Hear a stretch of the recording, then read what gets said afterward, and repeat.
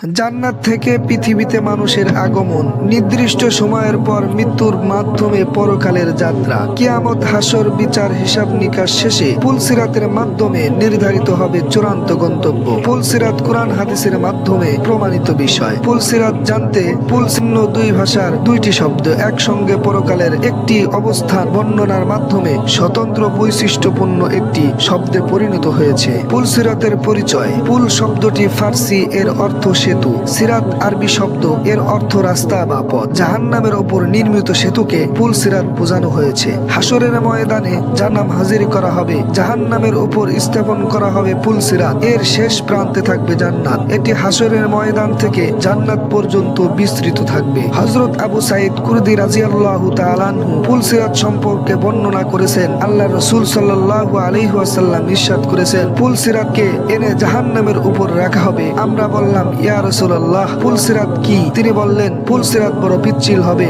তার উপর আকশি ও আকড়া থাকবে, আরো থাকবে প্রশস্ত কাটালো, যার কাটাগুলো হবে বাঁকানো। এ ধরনের গাছ নাজত এলাকায় হয়, যাকে সাদান তথা কাটাদার গাছ বলা হয়। মুমিন তার পুলসিরাতের উপর দিয়ে চোখের পলকে বিদ্যুতের ন্যায় বাতাসের মতো ও উন্নত মানের দ্রুতগামী ঘোড়ার মতো দৌড়ে পার হয়ে যাবে। কিছু লোক নিরাপদে নাজাত প্রাপ্ত হবে, আবার কেউ আঁচড় খেয়ে নাজাত প্রাপ্ত হবে। ইমাম গাজালি রহমাতুল্লাহি আলাইহি বলেছেন, পুলসিরাত হলো জাহান্নামের উপর নির্মিত একটি সেতু, যা তলোয়ারের চেয়ে ধারালো এবং চুলের চেয়েও চিকন হবে। কাফির ও পাপী বান্দাগণ সেখানে পা পিছলে নিচে পড়ে যাবে, আর সেখানে জাহান্নাম অবস্থিত থাকবে। আর মহান আল্লাহ তাআলা ঈমানদারদের পা সুদৃঢ় রাখবেন, ফলে তারা চিরস্থায়ী জান্নাতে পৌঁছে যাবে। মানুষ তার আমল অনুযায়ী তা পার হবে। মানুষের আমল ভেদে পুলসিরাত পার হওয়ার সময় চলার গতিক্ষেত্র তারতম্য হবে। শুধু মুমিনগণ একমাত্র পুলসিরাত পার হতে পারবেন, আর কাফের ও মুশরিকদের প্রত্যেকটি দল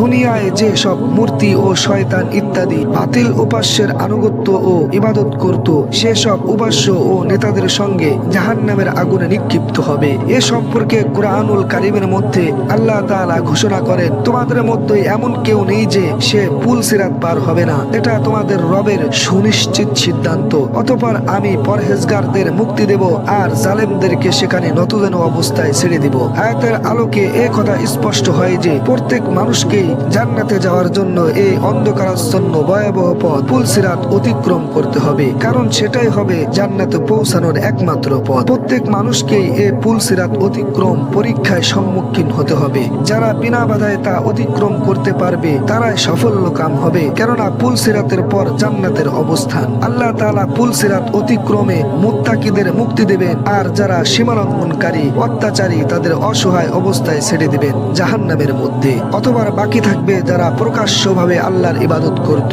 চাই তারা সত্য হোক বা মুনাফিক হোক, এদের জন্য জাহান্নামের উপর পুলসিরাত রাখা হবে। আর মুনাফিকদের সিজদা ও মুমিনদের নূর থেকে বঞ্চিত করে মুমিনগণ থেকে আলাদা করা হবে। মুমিনরাই সম্মানের সঙ্গে দ্রুততার সাথে পার হতে পারবে। তারপর পর্যায়ক্রমে কর্ম অনুযায়ী পুলসিরাত পার হতে হবে। মনে রাখতে হবে, সব মানুষকে পুলসিরাতের সম্মুখীন হতে হবে, আর যারা অবাধ্য অবিশ্বাসী তারা পুলসিরাত পার হতে পারবে না, তারাই হবে জান্নাত থেকে বঞ্চিত। আল্লাহ তাআলা মুসলিম উম্মাহকে পুলসিরাত পার হওয়ার তৌফিক দান করুন। মুত্তাকি বান্দা হিসেবে নিজেকে তৈরির তৌফিক দান করুন।